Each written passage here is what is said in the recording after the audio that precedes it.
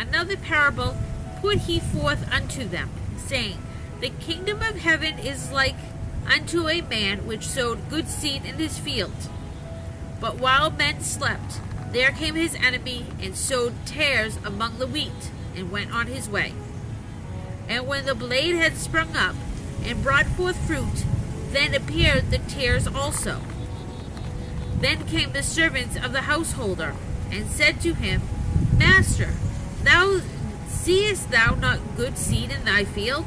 From where then hath it tares?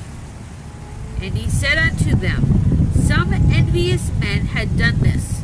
Then the servant said unto him, Wilt thou then we go and gather them up? But he said, Nay, lest while ye go unto gather the tares, ye pluck also them the wheat. Let grow together unto the harvest, and in time of the harvest I will say to the reapers, Gather ye the first tares, and bind them to the sheaves, to burn them, gather the wheat in my barn.